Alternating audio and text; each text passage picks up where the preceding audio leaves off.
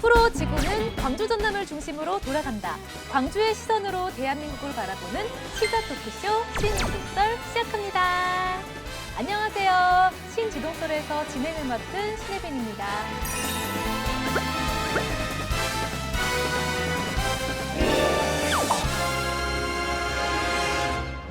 네, 요즘 날이 추워지고 있습니다. 다들 건강관리 잘 하시고요. 마음이 따뜻해지는 썰 난방템. 오늘은 커피 대신 썰 한 잔. 그리고 현실보다 따뜻한 농담 한 숟갈. 저희 신지동설에서 준비했습니다. 네, 이번 주 신지동설 이슈 시작하겠습니다. 서울 성수동 한 카페가 중국인 손님을 받지 않는다는 공지를 올려 논란이 됐습니다. 성동구청장이 직접 설득하겠다며 개입했고요. 결국 점주가 일주일 만에 철회하기로 했습니다. 이걸 두고 혐오를 멈춘 훈훈한 사례라고 보는 시각도 있지만 행정이 너무 과도하게 개입했다는 비판도 나오고 있습니다. 네, 김 기자님, 대체 점주가 이렇게 공지를 한 이유가 무엇인가요? 네, 어떤 이제 중국 손님들에 대한 어떤 과거의 경험도 있을 것 같고요. 그래서 되게 이제 그런 일이 쌓이다 보니까 이제 그런 공지를 한 것 같습니다. 네. 김 기자님 그러면 안 됩니다. 아니, 시원하게 뱉어야지. 아니 중국 사람 너무 엄청 시끄럽잖아요. 카페 장사하기 어렵지. 그러니까 오지 말라고 했는데 사실 저는 이제 과거에 중국인 분들과 싸워본 적이 있습니다. 저희가 이제 전남대학교에다가 홍콩 시위에 연대한다는 어떤 거를 이제 내세우기 위해 현수막을 게시하고 이제 대작을 붙였는데 공산당 친구들이 와가지고 그걸 다 뜯어버리고 칼로 이제 찢어버린 거예요. 그래서 대단히 반대하는 입장도 있고 경계는 하지만 그래도 이제 식당이나 카페에서 오지 마십시오 이런 거는 좀 멋있진 않다 생각합니다. 이거에 대해서 굳이 이게 뭔가 범죄나 이런 게 아니라면은 행정 측에서 이렇게까지 나서가지고 직접 이렇게 나선다는 자체가 저는 그것도 좀 이상하다 사실은. 네, 그럼 다음 이슈 계속해서 이어가 보겠습니다. 광주시의원이 본인의 딸의 돌을 축복해달라는 내용의 문자 메시지를 공무원 등에게 보내 논란입니다. 김 기자님, 어떤 내용인가요? 네, 일단은 서임석 광주시의원이고요. 민주당 수석입니다. 이분이 이제 뜬금없이 단체 문자를 뿌렸습니다. 근데 여기에 보니까 이제 뭐 여러 공무원들이나 남구청 직원들이나 이런 분들도 다 문자를 받았는데 딸이 태어났습니다. 그리고 1년이 지나서 돌이 됐는데 돌잔치는 하지 않지만 많은 기도와 응원 부탁드립니다 하면서 이제 사진을 보낸 거예요. 그런데 문제는 최근에 최민희 민주당 의원의 딸 결혼식 논란이 있었지 않습니까? 네. 그래서 이거와 결부해가지고 이런 타이밍에 이런 문자를 보내다 보니까 굉장히 논란이 되었고 이슈가 크게 된 것 같습니다. 정신 나간 거죠, 사실은. 왜냐면 심지어 보통 사람이면 최민희 사건이 터지잖아요. 그러면 원래 하려고 하더라도 안 하게 되는 게 인지상정입니다. 아, 이거 하면 안 되는 거구나. 소수의 그 몇몇 분들이 너무 말도 안 되는, 그러니까 너무 선을 넘는 걸 하니까 사람들이 뭐든지 강한 게 이제 인상이 남잖아요. 그래서 다른 지역에서 사실 이거밖에 기억이 안 날 것 같아요. 뭐 하게 되면 최민희, 서임석 뭐 이런 식으로 너무 안타깝습니다. 네, 또 남구의 한 구의원님도 출판 기념회 현수막을 지역 곳곳에 걸어서 민원이 제기됐는데 그 민원인에게 직접 전화를 걸어서 개인정보 유출 논란이 좀 있었습니다. 네, 현재 남구 의원이고요. 3선입니다. 그래서 3번 당선돼서 이제 내년까지 12년간 이제 재직하시는 분인데 내년 지방선거에서 남구청장을 준비하고 계십니다. 이제 본인의 출판 기념회를 앞두고 남구 전역에다 현수막을 거신 거예요. 어떤 분께서 운전하는데 너무 방해가 되고 위험하다 해가지고 남구청에다가 이렇게 문의를 한 거죠. 민원을 제기한 거죠. 그런데 갑자기 전화가 옵니다. 의원에게서. 민원인 입장에서는 내 개인정보 유출된 게 아니냐고 했는데 정작 이거에 대해서 취재를 하니까 개인정보를 어떻게 얻었는지 알려주지 않았습니다. 그리고 남구청과 남구의회는 우리들은 개인정보 교육을 열심히 하고 있기 때문에 누구도 그 번호를 제공하지 않았다고 서로 이제 안 했다고 했습니다. 사실 현수막이 어디가 문제가 있다고 하면은 가서 철거하면 되는 일인데 철거 안 하고 이런 전화가 왔습니다 해가지고 알려준다는 자체가 좀 법적으로 뭐 범죄인지 아닌지 모르겠습니다는 사실은 유출은 맞는 것 같습니다. 네, 변호사님, 근데 여기에서는 개인정보를 유출한 그 관계자가 만약에 벌을 받는다면 벌을 받아야 되나요? 아니면 이걸 유출을 원하고 활용한 이 구의원이 벌을 받아야 되나요? 둘 다죠. 만약에 문제가 된다고 하면 뇌물죄가 준 사람도 받고 받은 사람도 받는 것처럼 그 개인 정보를 제공한 사람도 문제고, 만약에 자의로 제공한 게 아니라 그 당연히 의원이 원했겠죠. 요청해서 하게 되면 당연히 그것도 다 권력 남용하고 뭐 다 포함되죠. 네, 잠시 후 우리 신지동설에서 만나는 사람, 광주 출신 내과 의사이자 전 국회의원 후보, 국민의힘 박은식 전 비대위원님을 모셨습니다. 잠시 후 만나보겠습니다.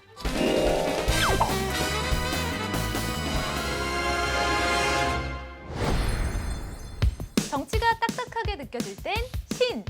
지, 동, 썰. 네, 오늘 신지동설의 게스트는 좀 독특합니다. 의사이신데요.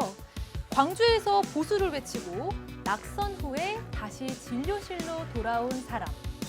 의사이자 전 위원이신 그리고 지금은 사람 박은식으로 살고 계신 분입니다.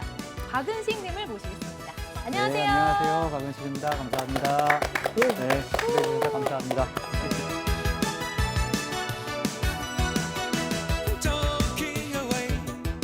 우리 임지석 변호사님께서 초청을 해주셨으니까 제가 안 나올 수가 없었습니다. 네, 우리 임지석 변호사님은 워낙에 저랑 친하게 지냈었고 제가 선거에 나갔을 때도 후원회장까지도 맡아주셔가지고 지금 이 자리가 워낙에 편한 자리가 이렇게 된 것 같고요.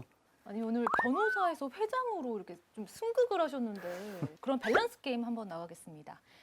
두 명이 바다에 빠졌습니다. 정준호 의원님과 박은식 위원님. 누구를 구하시겠습니까? 하나, 둘, 셋! 신지동설 그렇게 안 봤는데 야네.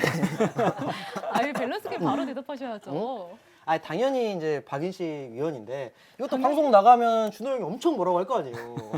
그럴 줄 몰랐다. 우리 같이 로펌도 만들고. 어쨌든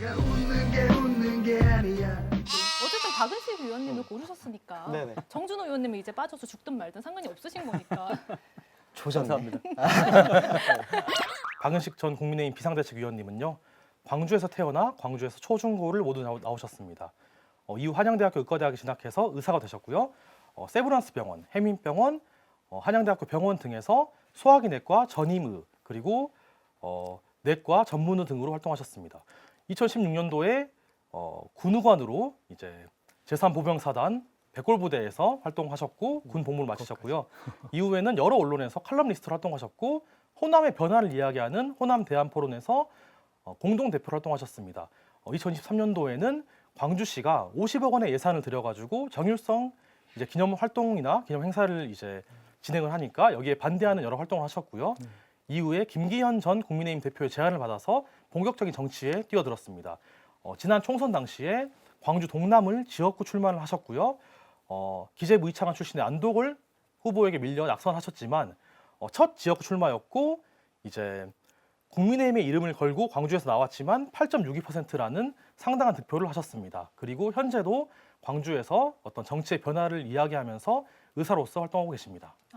와. 네, 감사합니다. 어떻게 의사에서 네. 정치를 하실 생각을 하신 건지 그 계기가 궁금합니다. 네, 일단은 의사 생활을 하면서 생각이 많이 바뀐 부분이 있었습니다. 제가 광주에서 초중고를 나와서 성장을 하기까지 당연히 민주당이 내세웠던 아젠다들과 이념적인 그런 주장들이 당연히 옳다고 생각을 했습니다. 의사 생활을 하고 나서 그리고 의학을 공부하고 나서 굉장히 좀 다른 생각을 가지게 되었죠.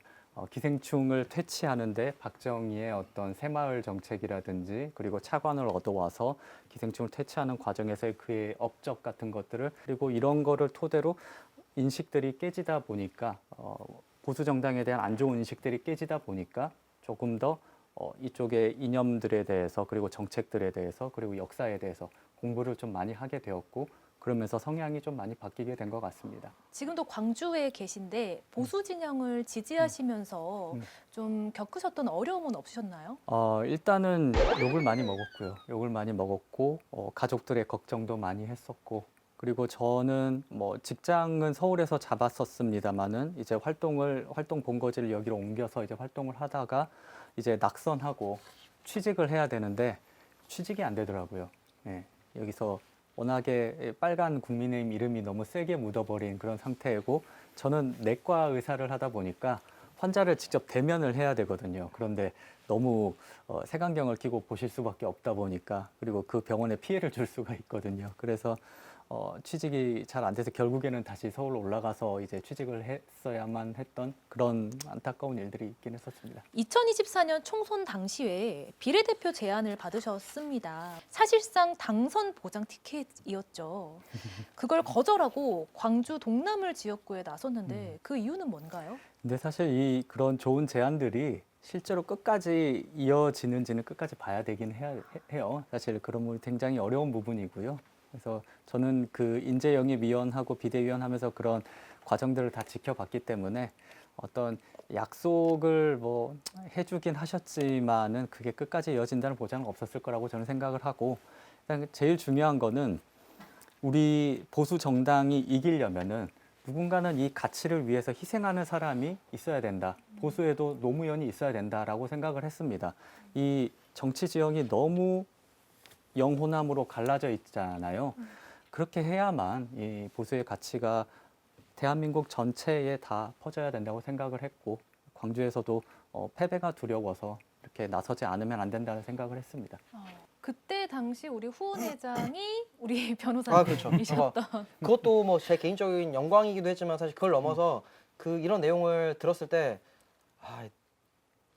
뭐 그냥 막말로 얘기하면 사실 국민의힘 미래가 없구나라고 생각도 했습니다. 그러니까 아니 여기 지금 총대 메고 앞에 나가야 될 사람들이 앞에 있는 사람들이 몸빵을 해줘야지. 이제 정치를 막 시작한 사람들한테 이것도 하고 저것도 하고 다 시키고 자기는 그냥 뒤에서 이게 빨대 깔고 빨아먹겠다 뭐 이런 거냐 뭐 이런 느낌이 드니까 이건 너무 잘못됐다고 생각합니다. 제가 이 자리에 국회의원으로서 왔더라면은 훨씬 더 심도 깊고 밀도 깊은 대화를 할 수 있고, 또 여기 계신 분들의 어떤 민원도 해결해 드릴 수 있는 부분이 있는데, 그게 아닌 상태에서, 권한이 없는 상태에서 지지율이 10%도 안 나오는 지역에서 활동하기는 사실 쉽지가 않거든요. 그런 한계가 있는데, 이런 부분을 이제 국민의힘도 잘 이제 큰 플랜에서 이렇게 배려를 해서 먼저 희생을 한 사람 이렇게 나중에 배려를 해주고 선순환하는 그런 구조를 만들어야겠죠. 그 광주에 하늘 팔아 이득을 보는 자가 있다고 했잖아요. 네네네. 그래서 과연 그게 직접적으로 누군지, 누굴 타겟팅한 건지.